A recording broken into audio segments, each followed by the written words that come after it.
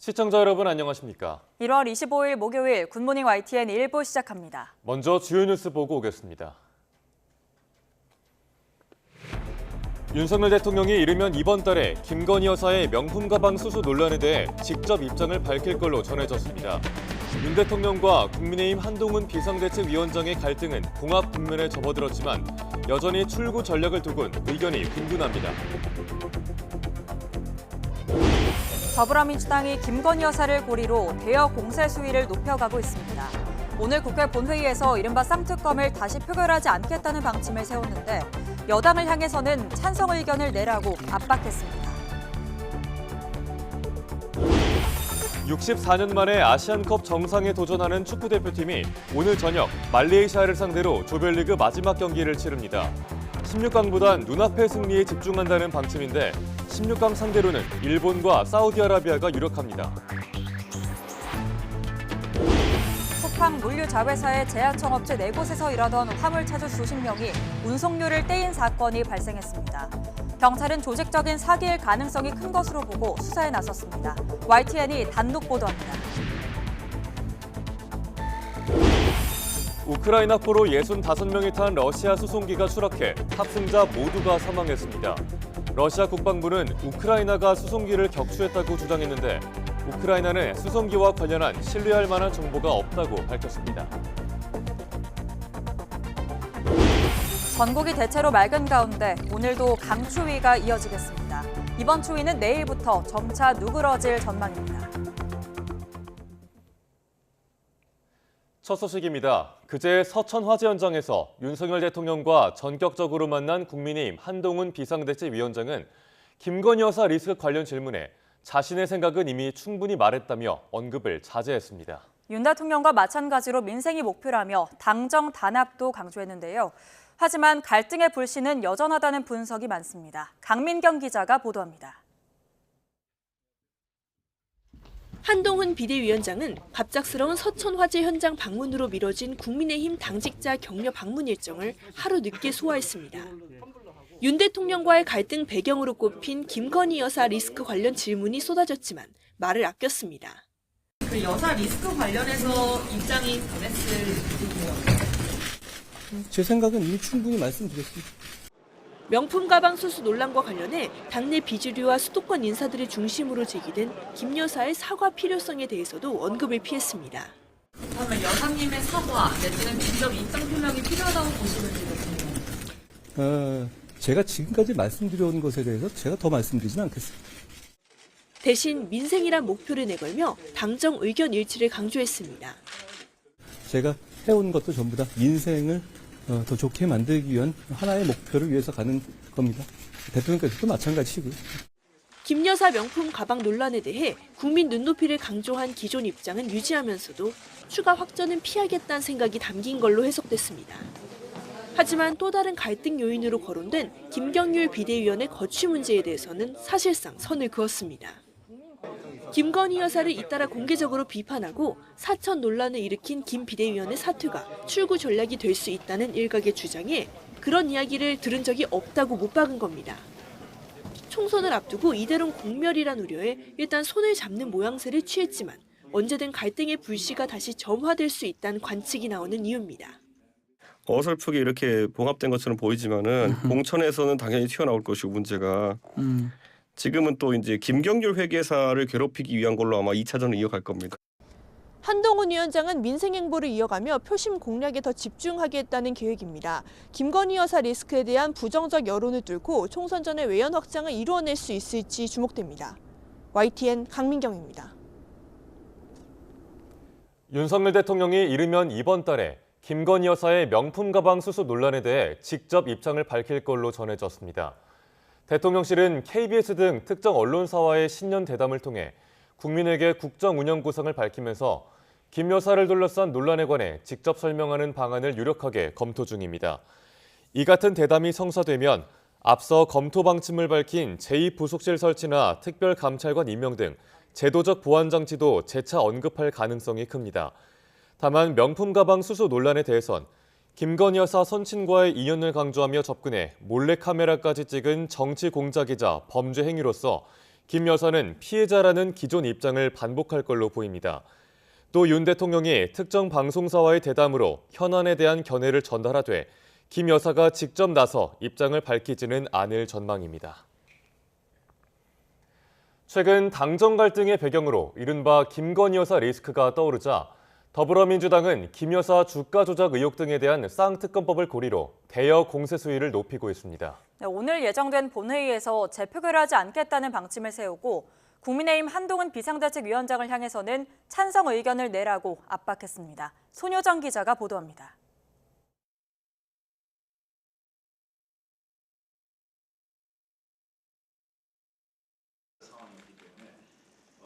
민주당은 지난 5일 윤석열 대통령이 거부권을 행사한 쌍특검법 재표결 문제에 대한 여당의 전향적인 태도 변화를 거듭 촉구했습니다.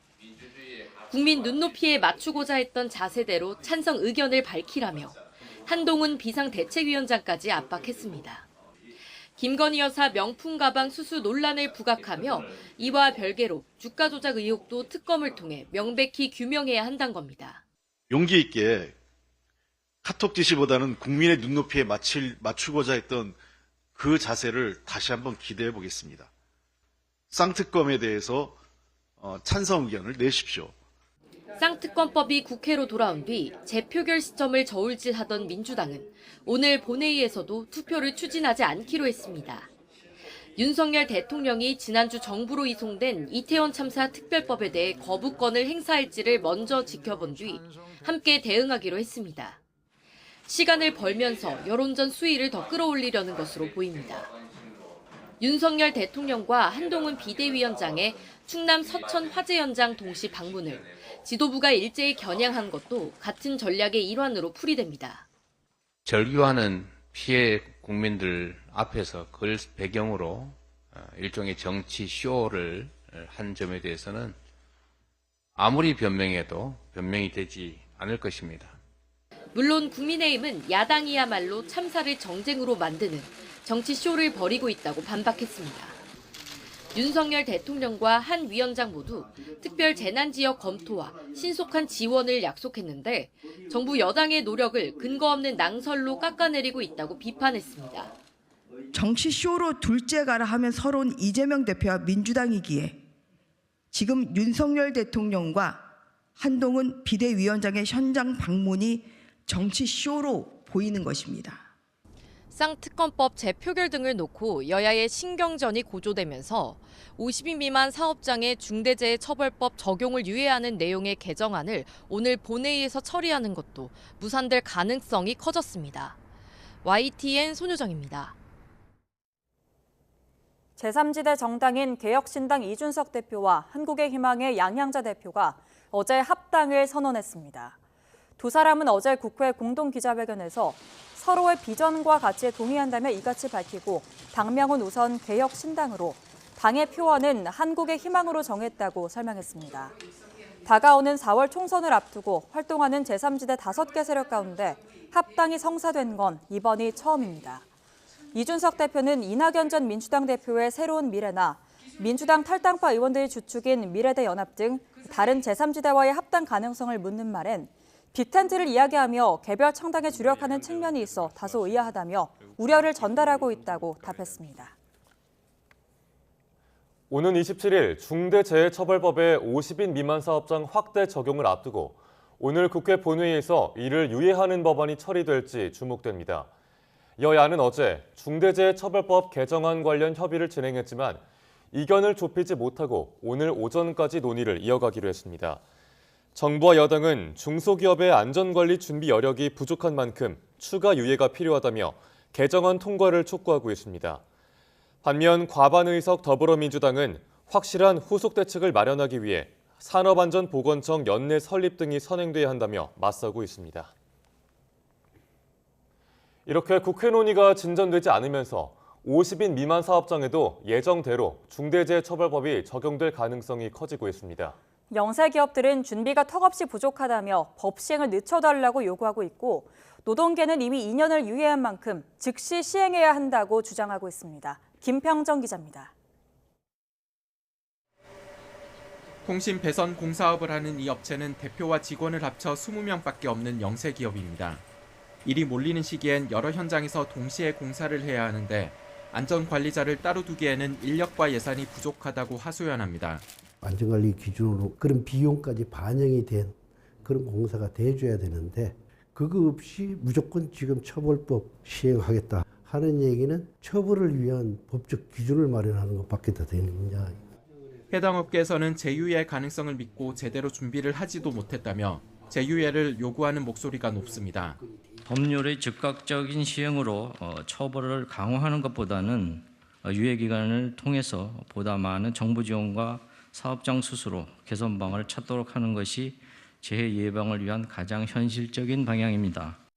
지난해 11월 50인 미만 사업장 1000여 곳을 조사했을 때 45%가 안전관리 인력이 없다고 답했는데 원청업체에서 수수받아 일하는 경우가 많은 특성상 이전과 똑같은 공사 대금으론 안전관리 비용 지출이 쉽지 않다고 영세 기업들은 호소하고 있습니다. 정부는 법 시행이 2년 더 늦춰진다면 그동안 1조 5천억 원을 투입해 영세 기업의 준비를 지원하겠다고 밝혔습니다. 국회에서 전격적 합의를 통해 신속히 처리해 주신다면 민관은 합심하여 추가 유예 기간 동안 산업안전 대진단 등을 통해 50인 미만 기업의 안전보건관리체계 구축에 총력을 다할 계획입니다. 노동계는 그러나 법을 지킬 준비가 부족해서 미룬다는 것은 상식이 아니라며 안전하게 일할 권리를 위해 예정대로 시행하라고 촉구했습니다. 지금까지 무엇을 했길래 27일이 코앞인데 국민들 간의 갈등을 고조시키고 이 나라에 뿌리 깊게 박혀있는 안전불감증을 대통령까지 나서서 방조하는 것입니까? 2년 제휴의 법안이 국회 본회의를 통과하지 못하면 오는 27일부터 50인 미만 사업장에도 중대재해법이 적용됩니다. 노동계와 해당 업계의 입장이 첨예하게 맞서고 있는 만큼 법이 시행되더라도 당분간 혼란이 뒤따를 수밖에 없어 보입니다. YTN 김평정입니다. 합동참모본부는 어제 아침 7시쯤 북한이 서해상으로 발사한 순항미사일 여러 발을 포착했다고 밝혔습니다.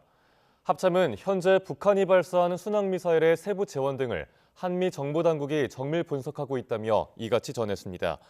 이어 우리 군은 미국 측과 긴밀하게 공조하고 있는 가운데 북한의 추가 징후화 활동을 주시하고 있다고 말했습니다.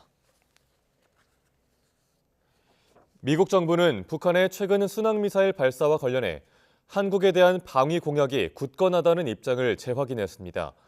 미 국방부 대변인은 서면 질의에 대한 답변에서 북한의 군사 프로그램이 위협적이라며 우리가 한국과 일본을 방어하고 영내 평화와 안정을 유지하겠다는 약속을 지키겠다는 점을 매우 분명히 해왔다고 밝혔습니다. 국정원이 지난해 국내 공공기관 해킹 공격 5건 가운데 4건은 북한의 소행이라고 밝혔습니다. 특히 북한 해킹 조직은 김정은의 지시에 따라 공격 목표를 변경했는데 올해는 4월 총선을 앞두고 가짜뉴스를 퍼뜨리거나 선거 시스템 해킹 공격에 나설 수 있다고 전망했습니다. 신현준 기자입니다. 국정원은 지난해 국내 공공기관에 대한 국제 해킹 조직의 공격 시도가 하루 평균 162만 건으로 1년 전보다 36% 급증했다고 밝혔습니다. 공격 주체는 북한이 80%, 중국 5%로 북한이 대부분을 차지했습니다. 북한 해킹 조직은 또 김정은 국무위원장의 지시와 관심에 따라 공격 목표를 바꾸는 특징을 보였습니다. 지난해 초 식량난 해결을 지시하자 국내 농수산기관을 집중적으로 공격했고 8월과 9월 해군력 강화를 강조하자 국내 조선업체를 해킹해 도면과 설계 자료를 훔치는 시기입니다.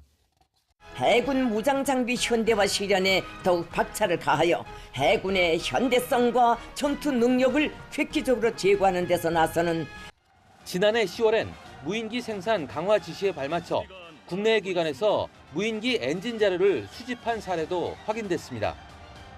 북한은 또 우방국인 러시아 방산업체를 상대로 여러 차례 해킹을 시도하는 등 방산기술 절취에는 아군과 적군 구분이 없는 모습도 보였습니다. 올해는 특히 북한의 선거 개입 가능성도 제기됩니다. 올해 국내 총선과 미국 대선 등 50여 개국에서 선거가 치러지는 만큼 가짜뉴스나 딥페이크 영상을 유포하거나 선거 시스템 해킹 공격을 통해 국론 분열을 꾀할 가능성이 있다는 겁니다. 국정원은 관계기관과 협력을 통해 선거철 정부 흔들기 공격에 대응하면서 전문 연구소를 신설해 인공지능을 활용한 해킹 등에도 대비한다는 계획입니다. YTN 신현주입니다.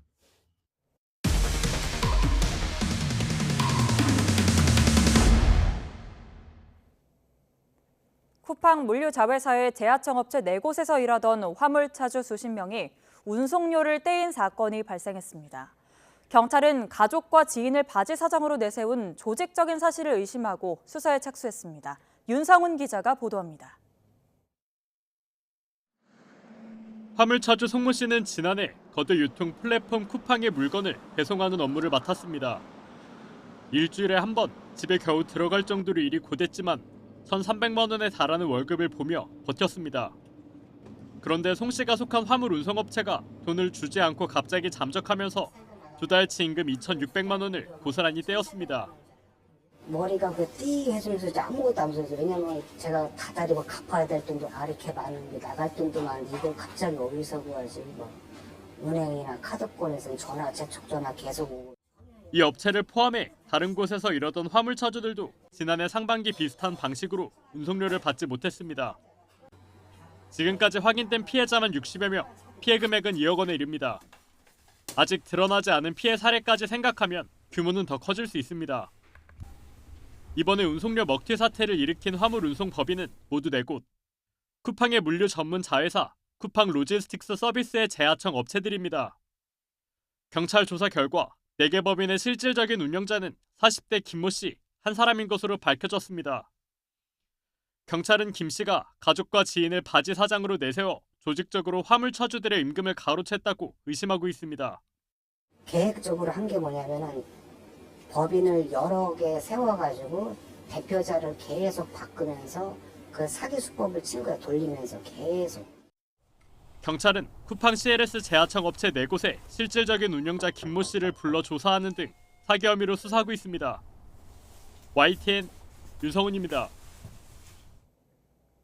얼마 전 인천 송도에서 중학생과 초등학생이 20km가량을 무면허로 운전하다가 경찰에 체포된 사건이 있었죠.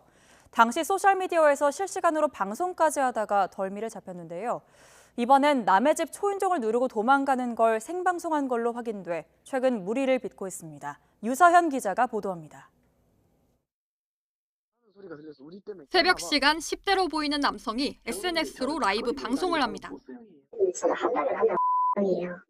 다른 한 명은 무언가를 재촉하는 듯 핀잔을 주고 곧이어 다급하게 달아나는 듯 뛰어가는 모습도 방송에 나옵니다. 남의 집 초인종을 누르고 도망가는 이른바 벨튀를 실시간으로 중계하는 겁니다. 우리 때문에 쨌나 봐. 방송 도중에는 후원금을 받겠다는 명목으로 계좌번호를 올려두기도 했습니다. 그런데 알고 보니 이 남성, 지난달 인천 송도동 일대에서 무면허로 운전하는 모습을 SNS로 방송해 논란을 불렀던 중학생인 것으로 확인됐습니다.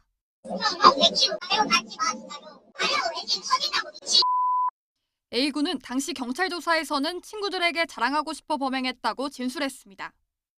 SNS에는 자신의 무면허 운전 사건을 다룬 뉴스 영상을 올리기도 한 것으로 파악됐습니다. 경찰에 붙잡혀 불구속 입건된 지 채 한 달도 되지 않았는데 이번엔 주거침 및 미수 혐의로 처벌받을 수 있는 행동을 버젓이 온라인에 생중계한 겁니다. 경찰은 다만 단순 장난으로 주거침입 의도가 없어 보여 처벌하기는 어렵다고 판단했습니다. 대신 앞서 저질렀던 무면허 운전 혐의만을 적용해 중학생 A군을 검찰에, 초등학생 B군은 소년부에 송치할 예정입니다. SNS를 통한 자극적인 방송으로 돈을 버는 행태가 만연한 가운데 청소년들까지 범죄의 경계선을 넘나드는 행동을 거리낌 없이 방송으로 내보내 우려가 커지고 있습니다. YTN 유서연입니다. 박근혜 정부 시절 문학의 블랙리스트 작성을 지시한 혐의로 기소된 김기춘 전 대통령 비서실장과 조윤선 전 문화체육부 관광부 장관이 파기환송심에서 실형을 선고받았습니다. 재판부는 정치 성향에 따라 예술인들을 차별했다고 질타했는데 하지만 원심과 비교했을 때 형량은 절반으로 줄어들었습니다. 김혜린 기자입니다. 김기춘 전 대통령 비서실장이 부축을 받으며 법원에 들어섭니다. 문학의 블랙리스트 사건 파기환송심 선고를 듣기 위해서입니다. 직권남용죄 다시 판단받게 됐는데 하실 말씀 있으신가요? 조윤선 전 문화체육관광부 장관 역시 입을 굳게 닫은 채 재판정으로 향했습니다. 재판만 8년째인데 한 말씀 해주시죠. 재판부는 김 전 실장에게 징역 2년을, 조 전 장관에겐 징역 1년 2개월을 선고했습니다. 다만 김 전 실장은 현재 고령인 점을 고려해 법정에서 구속하진 않았습니다. 미결수 신분으로 1년 2개월 동안 수감 생활을 했던 조 전 장관 역시 재발로 법정을 빠져나왔습니다. 김 전 실장 등은 박근혜 정부의 비판적인 단체나 예술가들을 정리한 블랙리스트 문건을 작성하도록 지시하고 이를 토대로 특정 인사를 정부 지원금 대상에서 배제한 혐의로 재판에 넘겨졌습니다. 재판부는 김 전 실장 등이 문화예술계를 이념 성향과 정치적 입장에 따라 차별적으로 지원했다며 많은 이들이 정신적 고통을 호소했다고 꾸짖었습니다. 블랙리스트에 연루된 김종덕 전 장관과 김상률 전 수석, 신동철 전 비서관, 정관주 전 차관도 각각 징역형을 선고받았습니다. 앞서 김 전 실장은 2심에서 징역 4년을, 조 전 장관은 징역 2년을 선고받았습니다. 대법원은 그러나 2020년 1월 직권남용죄를 더 엄격하게 해석해야 한다며 사건을 서울고등법원으로 돌려보냈습니다. 이에 따라 파기환송심은 일부 직권남용죄를 무죄로 판단했고 김 전 실장과 조 전 장관의 형량은 절반 수준으로 줄어들었습니다. 김 전 실장은 상고하겠다는 입장을 밝혔습니다. 직권남용에 대한 법원의 판단에 대해서 어떻게 생각하시는지 한 말씀 부탁드립니다. 상고하겠습니다. 이번 판결로 2016년 박용수 전 특별검사의 수사를 시작으로 8년째 이어진 문학의 블랙리스트 사건에 대한 사법 절차가 사실상 마무리됐다는 평가가 나옵니다. YTN 김혜린입니다. 어젯밤 10시쯤 광주 광산구 우산동의 횟집에서 불이 나 30여 분 만에 꺼졌습니다.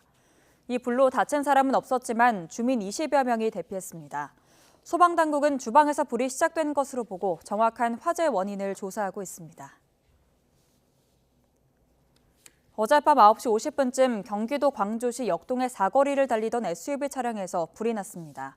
다친 사람은 없었지만 SUV 차량이 모두 불에 탔습니다. 차량 운전자는 가속 페달 쪽에서 불이 났다며 소방당국에 신고했습니다. 소방은 정확한 사고 원인을 조사할 계획입니다. 어제 저녁 6시 20분쯤 경남 창원시 진해구에 있는 냉동창고에서 불이 났습니다. 다행히 다친 사람은 없었는데 공장 안에 있던 기계와 부품이 대부분 타버리며 재산 피해가 발생했습니다. 신고를 받고 출동한 소방당국은 1시간 40여 분 만에 불을 끈 뒤 자세한 화재 원인과 피해 규모를 조사하고 있습니다. 러시아 국경지대 벨고로드에서 현지 시각 24일 오전 11시쯤 우크라이나 포로 65명이 탄 일류신 군 수송기가 추락했습니다. 러시아 국방부는 이 수송기에 포로 교환을 위해 이송 중이던 우크라이나 병사를 포함해 러시아인 승무원 6명, 호송 요원 3명 등 74명이 탑승했고 이들이 모두 사망했다고 밝혔습니다. 러 국방부는 우크라이나가 수송기를 격추했고 러시아군 레이더에 우크라이나가 쏜 미사일 2기가 탐지됐다고 주장했습니다. 우크라이나군은 러시아군 수송기 추락 사고와 관련해서 수송기에 누가 몇 명 탑승했는지에 대한 신뢰할 만한 정보가 없다고 밝혔습니다.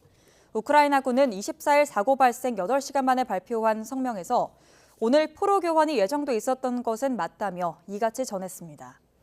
앞서 우크라이나 현지에서는 우크라이나군이 하르키우 폭격을 위해 S-300 미사일을 운반하던 러시아 수송기를 격추한 것이라는 보도가 나오기도 했습니다. 우크라이나군은 우리는 지난번 포로 교환 때와 달리 벨고로드 주변 지역의 항공 안전을 보장해달라는 요청을 받지 못했다며 우크라이나의 상황을 불안정하게 만들기 위한 러시아의 계획된 행동일 수 있다고 지적했습니다. 미군은 현지 시간 24일 예멘의 친이란 반군 후티가 미국 선적 컨테이너선에 미사일을 발사했다고 밝혔습니다. 중동과 이집트, 서아시아 등을 담당하는 미군 중부사령부는 소셜미디어 X를 통해 후티 테러범들이 아덴만을 통과하는 MV 머스크 디트로이토를 향해 대함 탄도미사일 3발을 쐈다고 밝혔습니다. 중동사령부는 하지만 미사일 1기는 바다에 떨어졌고 다른 2기는 USS 그레이블리호가 성공적으로 격추했다며 부상자나 선박 파손은 보고된 바 없다고 설명했습니다. 앞서 중부사령부는 이날 새벽 홍해 남부를 겨냥해 발사를 준비하던 후티의 대함미사일 2기를 공격했다고 밝혔습니다. 오는 11월 미국 대선에서 바이든과 트럼프의 재대결이 한층 더 유력해졌습니다. 미국과 진영 대결의 대척점에 있는 중국과 러시아, 북한의 철권 통치자들은 누가 이기기를 바라고 있을까요? 베이징에서 강정규 특파원이 보도합니다. 중화민족의 위대한 부흥을 장기 집권의 명분으로 내세운 시진핑 주석. 타이완 분리 독립을 막기 위해선 무력 사용도 불사하겠다고 공언했습니다. 尽最大努力争取和平统一的前景，但绝不承诺放弃使用武力。 최대 걸림돌은 미국의 개입 여부입니다.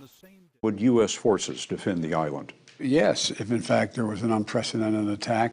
트럼프 전 대통령은 타이완 방어를 공약하는 건 바보짓이라며 소극적 태도를 보이고 있습니다. 타이완의 반도체를 빼앗겼다는 발언은 동맹보다 자국 산업 보호가 먼저라는 인식을 보여줍니다.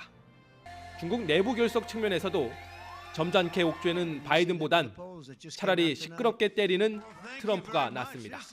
By the way, you see the tariffs we're doing? Because they broke the deal. They broke the deal. They can't do that, so they'll be paying. 미국 우선주의를 표방하는 트럼프는 우크라이나 전쟁도 협상을 통해 빨리 끝내야 한다고 봅니다. 서방 세계의 무기 지원이 끊기길 기다리는 러시아엔 호재일 수밖에 없습니다. Мы не раз доказали, что умеем решать самые сложные задачи и никогда не отступим, потому что нет такой силы, которая способна нас разобщить. 북한의 핵 미사일 폭주에 맞서 화염과 분노라는 말로 한반도의 전운을 감돌게 했던 트럼프.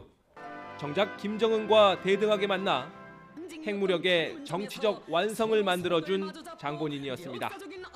트럼프 한 명을 통해 미국 조야 전체를 움직일 수 있다면 하노이 노딜 극복도 시도해 볼 만합니다.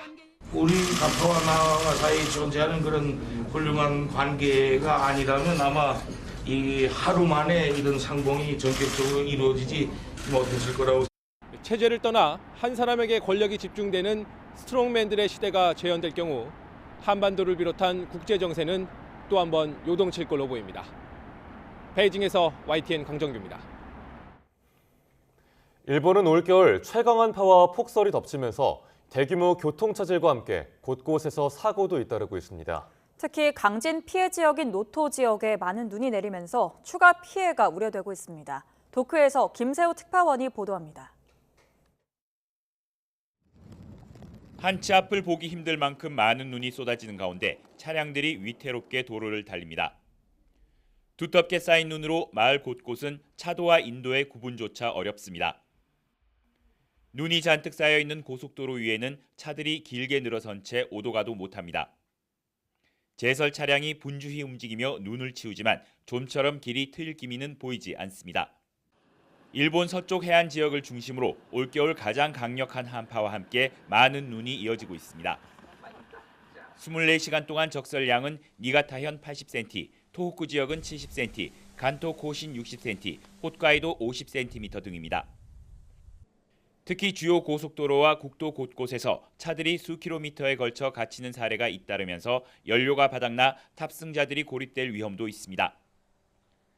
87세 여성이 도로 제설 작업차에 치여 숨지고 얼어붙은 도로에서 미끄러진 대형 트럭에 부딪힌 남성이 사망하기도 했습니다.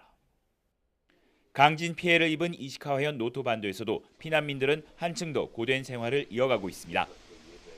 頭には研ぎますから、ある程度ずっと一日中炊き続ける。 특히 지원 차질과 함께 건물 잔해 추가 붕괴 등 추가 피해에 대한 두려움도 커지고 있습니다. 北陸の雪って重いので、これでまたさらに家が倒壊するんじゃないかっていうちょっとその心配はあります。 일본 기상청은 앞으로 지역에 따라 30에서 40cm 정도 눈이 더 올 것으로 내다보고 있습니다. 이 때문에 추가 인명 피해와 대규모 교통 대란이 이어질 수 있다는 우려가 커지고 있습니다. 도쿄에서 YTN 김세호입니다.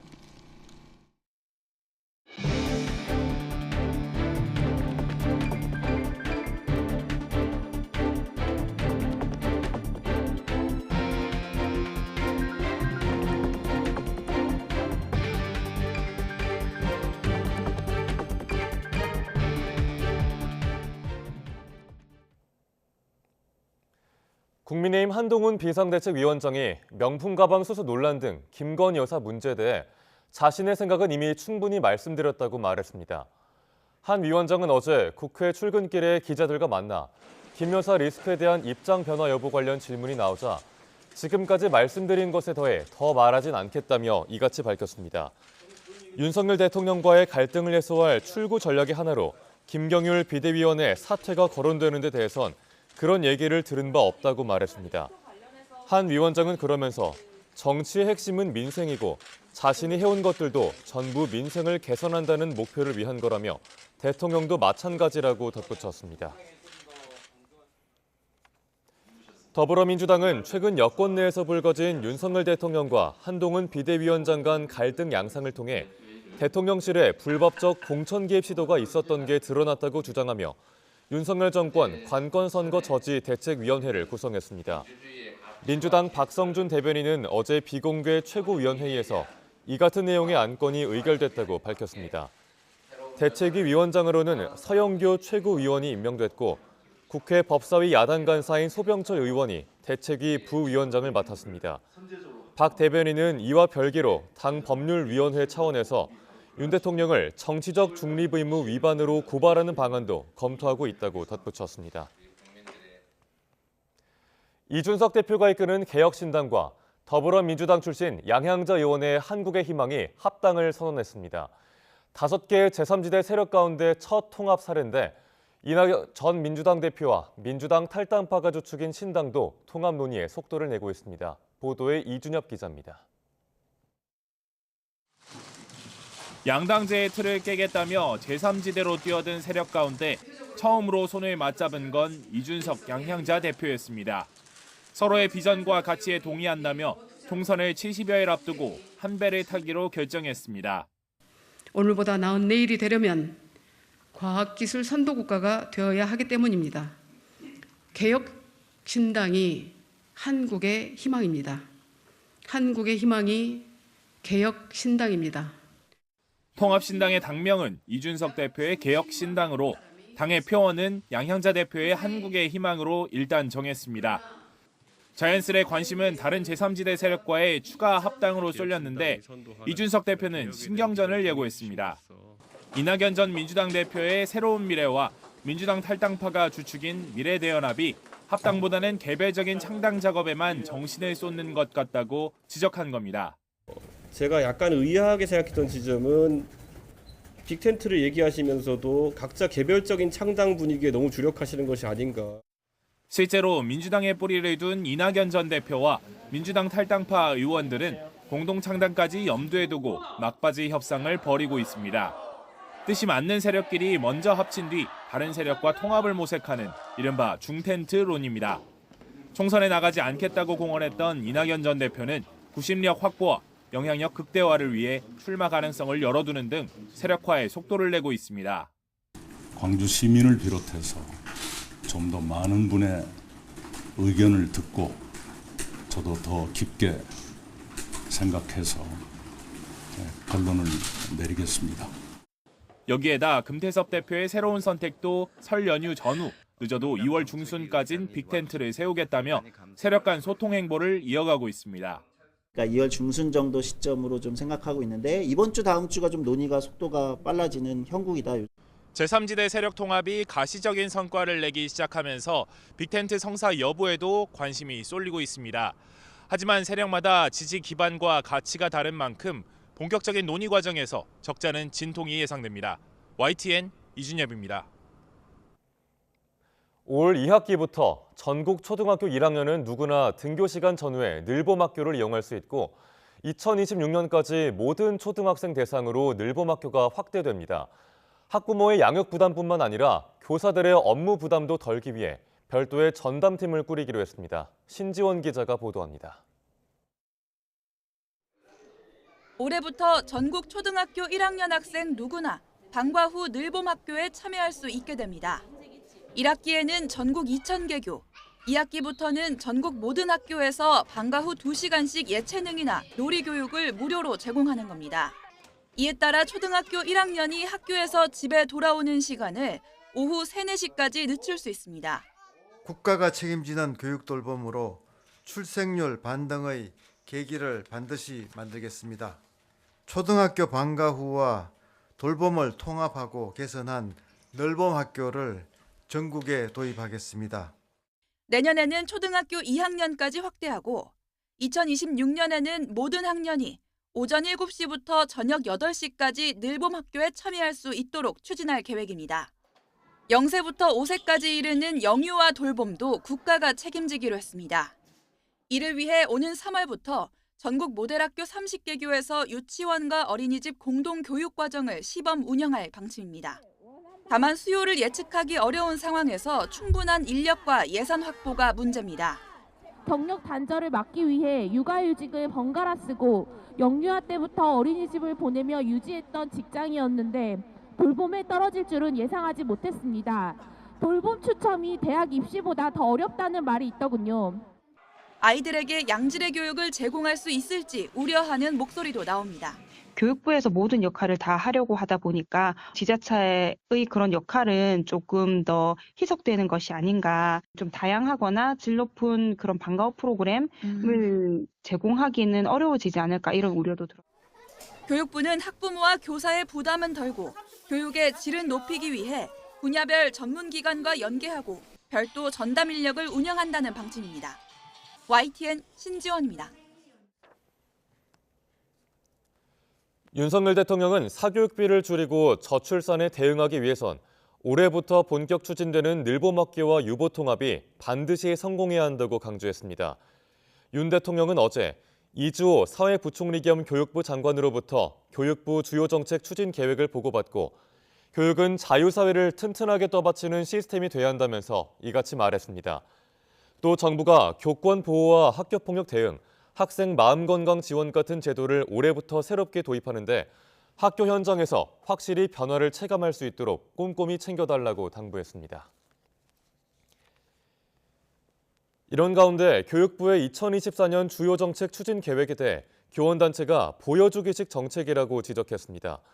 서울교사노동조합은 교육부가 지원 인력과 예산이 제한된 상황에서 늘봄학교를 무리하게 추진하고 있다며 학부모가 아닌 아이들의 입장에서 설계해야 한다고 지적했습니다. 또 2025년까지 초등학교 3, 4학년과 중학교 1학년, 고등학교 1학년을 대상으로 AI 교과서를 도입하는 건 교육부가 에듀테크 기반 교육을 지나치게 신뢰하는 것이라고 우려했습니다. 5.18 민주화운동 왜곡 폄하 논란이 불거진 인천시의회 허식 의장이 결국 직위를 박탈당했습니다. 허 의장은 불신임 안건을 상정하지 않았고 한 차례 셀프로 거부까지 했지만 동료 의원들이 하루 만에 다시 투표를 진행해 가결했습니다. 우종훈 기자입니다. 허식 인천시의회 의장이 임기를 남기고 의장직에서 물러났습니다. 인천광역시의회 허식 의장 불신임의 건은 가결되었음을 선포합니다.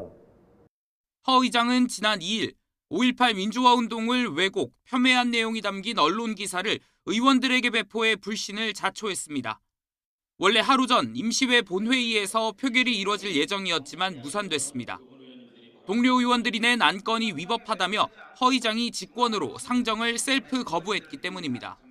신문 교부 행위는 법령 위반도 아니며 직무를 수행하지 않은 것도 아닙니다. 오히려 의원님들의 의정 활동에 도움이 되는 적극적인 직무 수행이라고 생각합니다. 하지만 의원들은 하루 만에 임시회 본회의를 다시 열었고 허 의장은 재직 당시 활동들을 열거하며 신임을 호소했습니다. 본인에 대한 불신임 절차가 중앙정치 개입 때문이라고 주장했지만 결과는 바뀌지 않았습니다. 의원들끼리는 여야 없이 정말로 재미있게 즐겁게 의정 활동을 해왔건만 중앙정치가 끼어들어 인천시의회를 강타하니 제 자신 정신이 혼미할 정도로 힘듭니다. 인천시의회에서 의장이 강제로 물러난 건 이번이 처음입니다. 허 의장은 앞서 불신임 의결에 대한 가처분 소송을 예고했던 터라 법적 대응에 나설 것으로 보입니다. 의장님 신분 돌리신 거는 어떻게 따로 사과 안 하시는 거예요? 그거는 사과할 수가 없어요. 그걸 왜 사과해야겠어? 응? 의원직 제명까지 추진할 거라 예상됐던 동료 의원들은 당장 징계를 요구하지 않고 허 의장의 움직임을 지켜볼 것으로 전해졌습니다. 5.18 기념재단은 성명을 통해 의장직 박탈을 환영하며 국민의힘이 윤리위원회를 개최하려 하자 탈당한 허 의장을 강하게 나무랐습니다. YTN 우종훈입니다. 위안부는 매춘이라는 취지로 발언해 재판에 넘겨진 류석춘 전 교수가 1심에서 무죄를 선고받았습니다. 정의기억연대는 반인권적이고 반역사적인 판결이라며 검찰이 즉각 항소해야 한다고 주장했습니다. 윤웅선 기자가 보도합니다.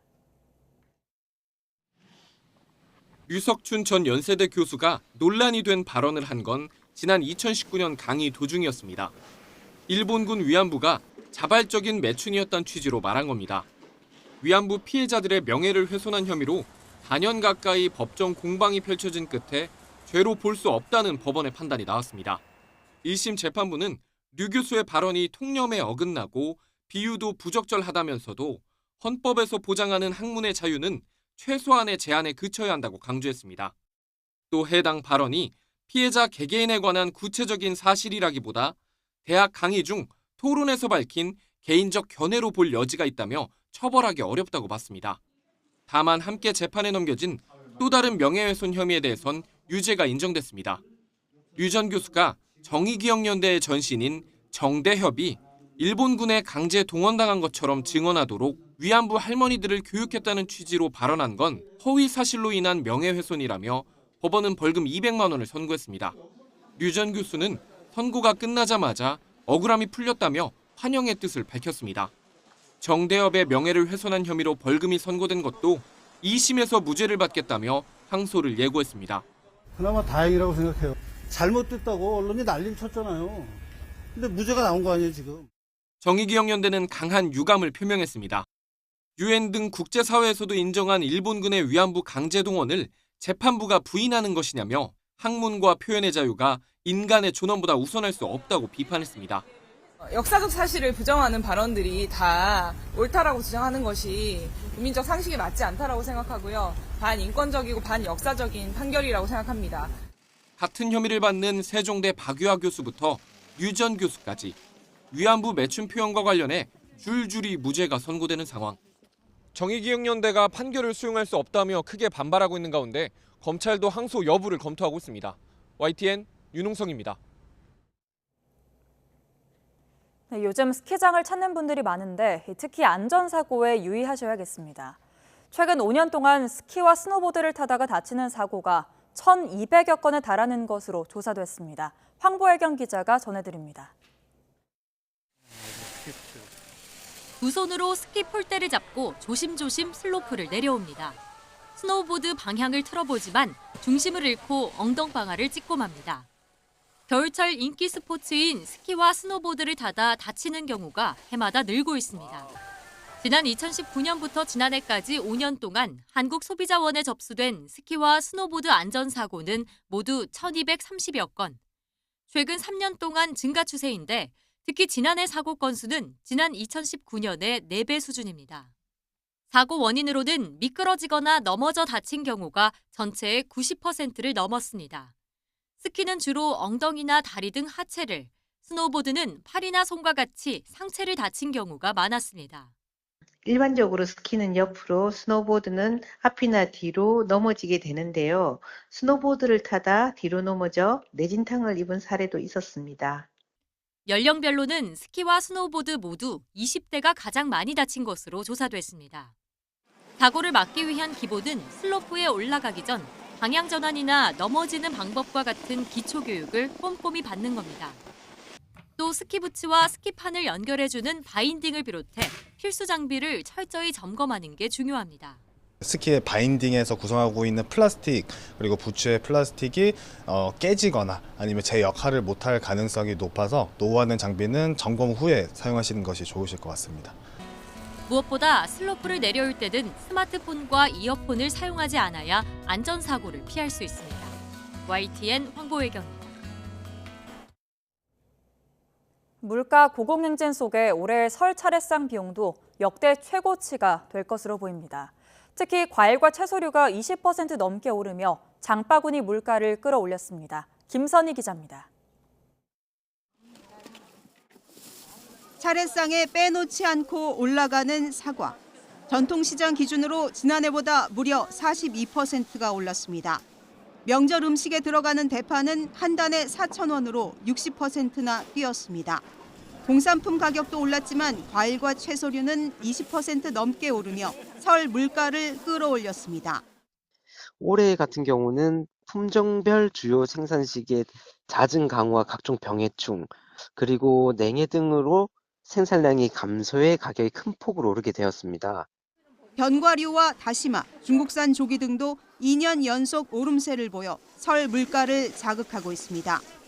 소고기는 국제 곡물가 상승으로 사료값이 오르면서 소폭 상승했고, 닭고기는 조류 인플루엔자 영향으로 변동 가능성이 있습니다. 물가 상승이 계속되며 올해 설 차례상 비용은 또 역대 최고치를 갈아치웠습니다. 전통시장은 4인 가족 기준 28만 1,500원으로 역대 최고를 경신했습니다. 대형마트는 전통시장보다 35% 더 비싸 38만 580원입니다. 전통시장과 대형마트 모두 지난해 설 때보다 각각 8.9%, 5.8% 올랐습니다. 정부는 올해 설 물가 안정을 위해 역대 최대 규모인 840억 원의 예산을 투입할 예정입니다. 10대 설 성수품을 역대 최대 규모로 공급하고 전년보다 2배 이상 확대한 590억 원을 투입하여 할인을 지원하는 등 설 성수품 수급 안정 대책을 추진하고 있습니다. 가격이 폭등한 사과와 배는 설 일주일 전부터 대형마트에서 30% 할인된 제품을 공급하는 등 정부 대책을 적극 활용하면 차례 비용을 아낄 수 있습니다. YTN 김선희입니다. 정부가 올해 설 성수품의 가격을 정부 비축분 방출과 할인 지원으로 지난해보다 낮게 관리하겠다고 강조했습니다. 김병환 기획재정부 1차관은 설 성수품 가격과 수급 상황을 점검하기 위해 어제 서울 망원시장을 방문한 자리에서 이같이 밝혔습니다. 정부는 지난 19일부터 소고기와 배추 등 16개 성수품 25만 7천 톤의 방출을 시작했고, 사과와 배는 평년 공급량인 12만 톤 이상을 집중적으로 공급할 계획입니다. 나흘째 북극 한파가 기승을 부리고 있습니다. 오늘도 나오실 때는 추위 대비 잘 해주셔야겠는데요. 현재 서울 기온은 영하 8.9도, 찬바람의 체감 온도는 영하 12도 안팎까지 떨어졌고요. 한낮에도 0도에 머무는 등 종일 춥겠습니다. 현재 중부와 경북에 한파특보가 내려진 가운데 이들 지역은 영하 10도 안팎의 맹추위가 나타나고 있습니다. 현재 대관령 영하 19.4도, 춘천 영하 13.6도를 나타내고 있습니다. 한낮에도 영하권 체감 추위가 나타나는 곳이 많겠습니다. 서울 0도, 대전 2도, 광주도 2도가 예상됩니다. 오늘도 내륙은 대체로 맑겠습니다. 제주도에만 오전까지 비나 눈이 내리는 곳이 있겠고, 밤부터는 제주 산간에 최고 5cm의 눈이 내려 쌓이겠습니다. 계속해서 빙판길 사고에 각별히 유의하시기 바랍니다. 이번 추위는 내일 아침까지 이어진 뒤 점차 예년 기온을 회복하며 누그러지겠고요. 주말과 휴일에는 대체로 맑은 날씨 속에 예년의 겨울 날씨가 이어질 전망입니다. 날씨였습니다. 굿모닝 YTN 1부 마칩니다. 잠시 후 2부가 이어집니다. 함께해 주신 여러분 고맙습니다.